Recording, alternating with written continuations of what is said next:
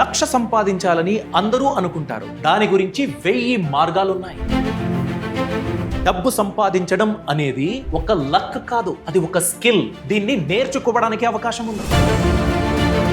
ఎంతో మంది చాలా యాక్టివ్ గా ఉంటారు, క్రియేటివ్ గా కూడా ఉంటారు. కానీ ఆ క్రియేటివ్ స్కిల్ అన్నది డబ్బు సంపాదించడానికి కావాల్సిన యాక్షన్స్ ఏదైతే ఉంటుందో దాన్ని తీసుకోరు. అలాంటి ప్రాక్టికల్ యాక్షన్ గురించి, లక్ష సంపాదించడానికి ఉన్న 1000 మార్గాల గురించి ఈ వీడియోలో నేను డిస్కస్ చేస్తాను. ఇది థియరీ కాదండి, పక్కా ప్రాక్టికల్ ఆలోచన.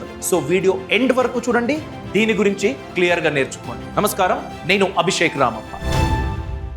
స్క్రీన్ గమనించండి. 1930లో ఎఫ్సి మినాకర్ అనే ఒక వ్యక్తి 1000 ways to make $1000 అని ఒక బుక్ రాశారు. ఈ బుక్ లో ఉన్నది 1000 ప్రాక్టికల్ వేస్, మీరు డబ్బు సంపాదించడానికి ఉన్నటువంటి వేస్ గురించి మాట్లాడారు ఆయన.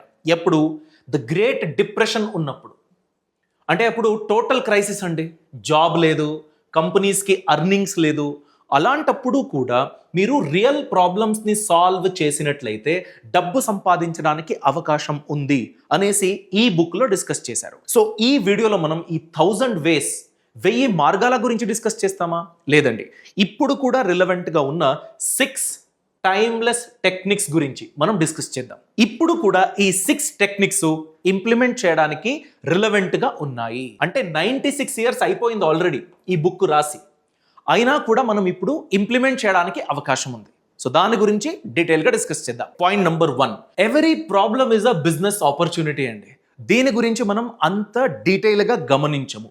ఎందుకంటే యూజువల్గా కంప్లైంట్ చేస్తూ ఉంటారు కొందరు, గవర్నమెంట్ సరిగ్గా లేదు, మన టెక్నాలజీ వల్ల ఎంతోమంది జాబ్ కోల్పోయారు, నా స్కిల్స్ ఇప్పుడు సంపాదించడానికి అంత వ్యాలిడ్గా లేదు, యూజ్లెస్ అయిపోయాను, ఇలా ఆలోచిస్తూ ఉంటారు. నా దగ్గర డిగ్రీ ఉంది కానీ నా స్కిల్కి తగ్గట్టుగా పేమెంట్ రాదు. అయినా కూడా ఒకవేళ ఒక చిన్న జాబ్ వచ్చినా కూడా గ్రోత్ అవ్వడానికి అవకాశం ఉండదు. ఎప్పుడైనా ఒక టెక్నాలజీ నా జాబ్ని రీప్లేస్ చేయొచ్చు అని ఒక ప్రాబ్లంలో ఉంటారు, నెగటివ్ మైండ్ సెట్లో ఉంటారు. కానీ ఆంటర్ప్రెన్యూర్స్ అలా కాదండి. వాళ్ళు ప్రతి ప్రాబ్లంలో ఒక బిజినెస్ ఆపర్చునిటీని వెతుక్కుంటారు. సో మీరు అడగవలసిన క్వశ్చన్ ఏంటంటే, మీరు కంప్లైనరా లేదా ఆంటర్ప్రెన్యూరా? మీరు గనక ఆంటర్ప్రెన్యూర్ అయితే ఇప్పుడున్న ప్రాబ్లంని మీరు సాల్వ్ చేశారనుకోండి, దానికి ఎవరైనా పే చేయడానికి రెడీగా ఉన్నారా? ప్రాబ్లం ఉంది, సొల్యూషన్ ఉంది.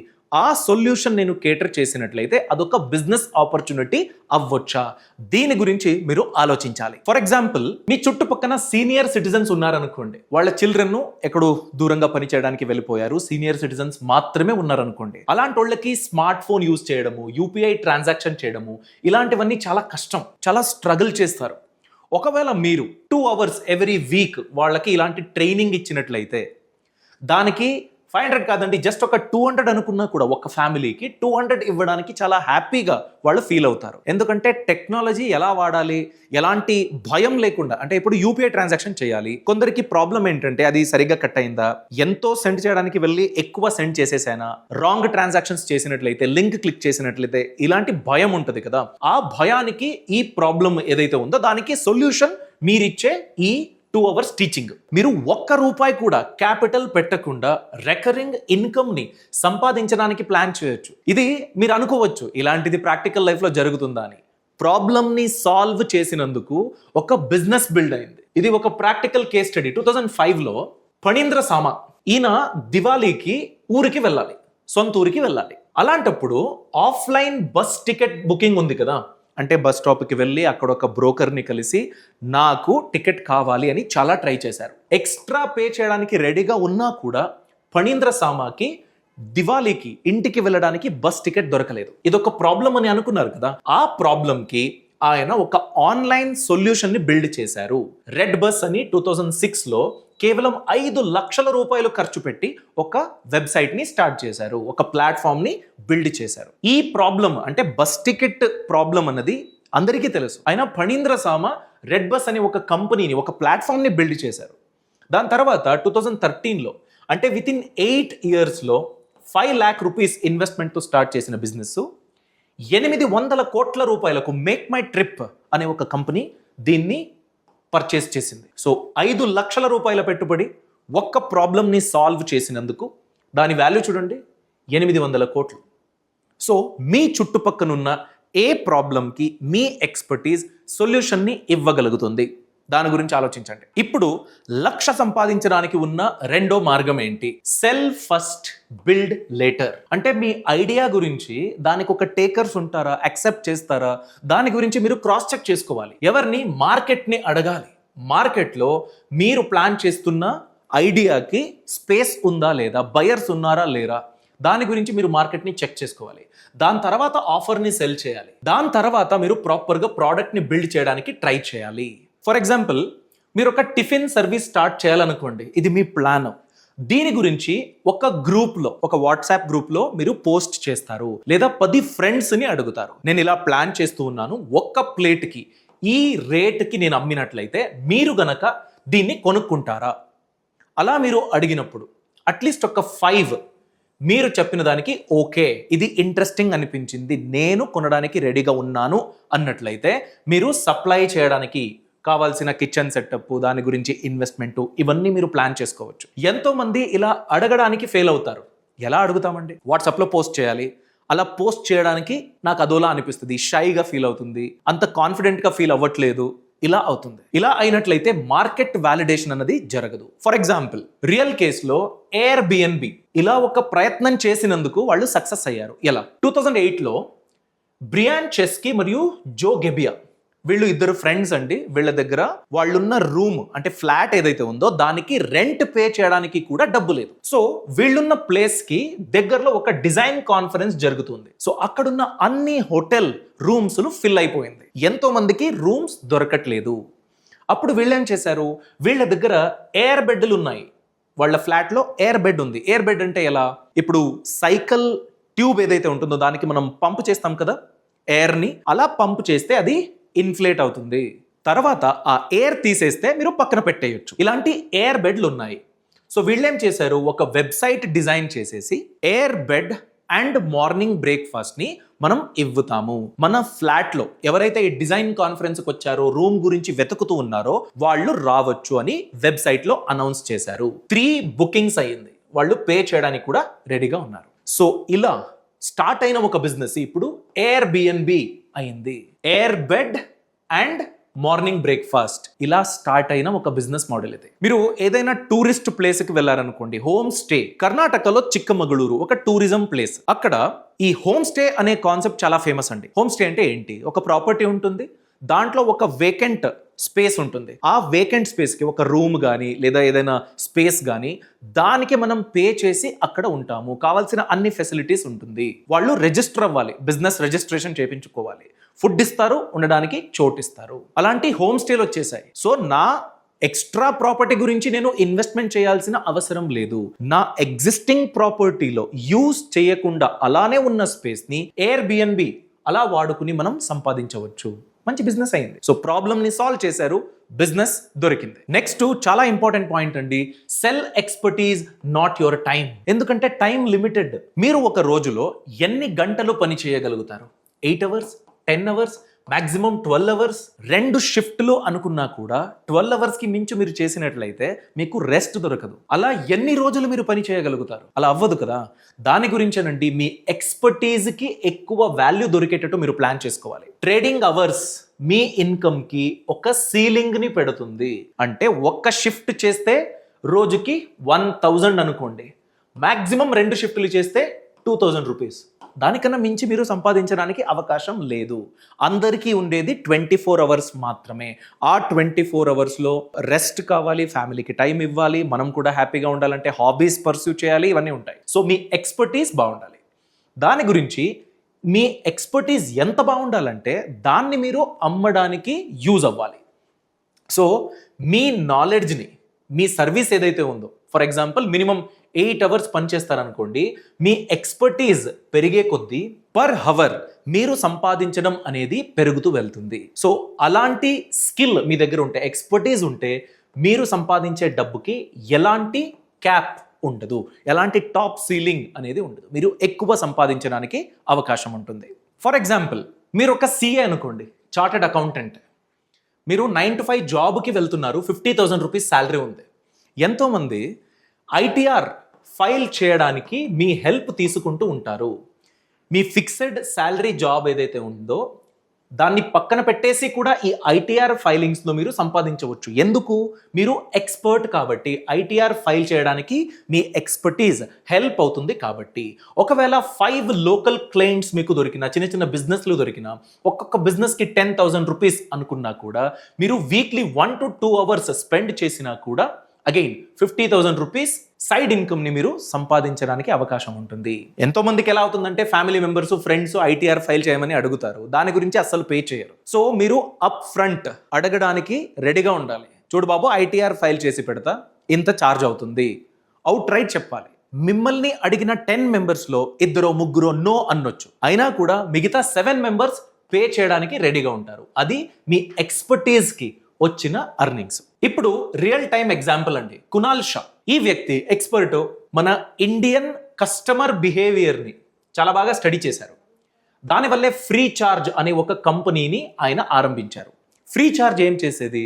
మీరు గనక మొబైల్ రీఛార్జ్ 100 రూపీస్ చేసినట్లయితే ఆ 100 రూపీస్ వర్త్ కూపన్ మీకు దొరికేది, డిస్కౌంట్ కూపన్. సో కన్జ్యూమర్కి ఎలా అనిపిస్తుంది? అరే నేను 100 రూపీస్ ఎలాగూ రీఛార్జ్ చేపిస్తా, ఆ 100 రూపీస్కి 100 రూపీస్ బెనిఫిట్ దొరుకుతుంది కదా. సో ఈ బెనిఫిట్ని టార్గెట్ చేయడానికి ఫ్రీ ఛార్జ్లోనే రీఛార్జ్ చేసే ఒక పద్ధతి స్టార్ట్ అయింది. ఈ కంపెనీ అంటే 100 రూపీస్ డిస్కౌంట్ అయితే ఇస్తుంది, ఈ కంపెనీకి ఏంటి లాభం?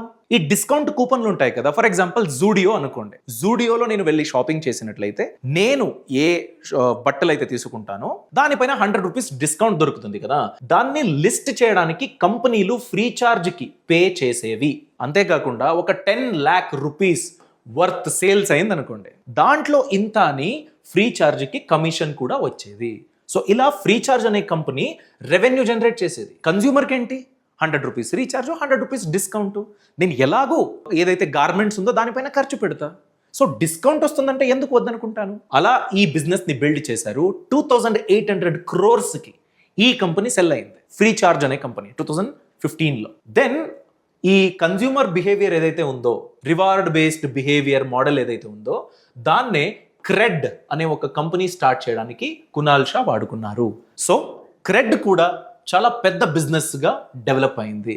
సో కన్జ్యూమర్ బిహేవియర్ని టార్గెట్ చేశారు, ఒక బిజినెస్ని బిల్డ్ చేశారు, ఎక్స్పర్టీస్ని వాడుకున్నారు. చూసారా, మనం ఎలాంటి సిచ్యువేషన్స్నైనా ఫేస్ చేసి సక్సెస్ఫుల్ అవ్వచ్చు. కానీ ఎమర్జెన్సీ సిచ్యువేషన్లో అలా కాదు. దాని గురించే టర్మ్ ఇన్సూరెన్స్ మరియు హెల్త్ ఇన్సూరెన్స్ చాలా ఇంపార్టెంట్ అండి. మీరు లేకపోతే, మీ ఇన్కమ్ లేకపోతే మీ ఫ్యామిలీకి చాలా ప్రాబ్లం అవుతుంది. అందుకే ప్లాన్ చేసుకోండి. నెలకి కేవలం 400 నుండి 500 రూపాయల ప్రీమియం మీరు కట్టినట్లయితే 1 crore రూపీస్ కవరేజ్ మీకు దొరుకుతుంది. డిస్క్రిప్షన్ మరియు కామెంట్ సెక్షన్లో లింక్ ఇచ్చాను, క్లిక్ చేసి మీరు చెక్ చేయండి, మీ డీటెయిల్స్ ఇవ్వండి, కంపేర్ చేయండి, మీకు సూట్ అయితే మాత్రమే కొనుగోలు చేయండి. అలానే ఇప్పుడే మీరు కొనుగోలు చేసినట్లయితే ఆన్లైన్లో అప్ టు 15% డిస్కౌంట్ పొందడానికి అవకాశం ఉంటుంది. హెల్త్ ఇన్సూరెన్స్ కూడా అంతే, 400 to 500 తో డీసెంట్ కవరేజ్ మీరు పొందొచ్చు. అలానే అప్ టు 25% డిస్కౌంట్ ఇప్పుడే ఆన్లైన్లో మీరు కొనుగోలు చేసినట్లయితే పొందడానికి అవకాశం ఉంటుంది. దీంతో పాటు 30-minute క్లెయిమ్ సపోర్ట్ ఉంటుంది. అలానే డెడికేటెడ్ హెల్త్ మేనేజర్ ఫెసిలిటీ కూడా దొరుకుతుంది. సో డిస్క్రిప్షన్ మరియు కామెంట్ సెక్షన్లో లింక్ ఉంది, క్లిక్ చేసి కంపేర్ చేయండి, సూట్ అవుతే మాత్రమే కొనుగోలు చేయండి. Next point, magic of repeat business అండి. బిజినెస్ ఫీల్డ్లో మీరు కొత్త కస్టమర్ని వెతుక్కోవాలంటే చాలా కష్టం. దానికి పెట్టే ఎఫర్ట్ ఏదైతే ఉంటుందో దాన్ని మీరు ఓల్డ్ కస్టమర్స్ని రిపీట్ కస్టమర్స్గా ట్రాన్స్ఫార్మ్ చేయడానికి మీరు ట్రై చేసినట్లయితే 5 రెట్లు ఎక్కువ సక్సెస్ మీకు దొరుకుతుంది. లేదంటే ఇలా కూడా చెప్పొచ్చు, కొత్త కస్టమర్ని అక్వైర్ చేయడానికి మనం ఎంతైతే కష్టపడతామో దానికన్నా 5 రెట్లు ఈజీగా మీరు ఎగ్జిస్టింగ్ కస్టమర్స్కి సెల్ చేయొచ్చు. అందుకే పాస్ట్ బయర్స్ని ఇగ్నోర్ చేయకండి.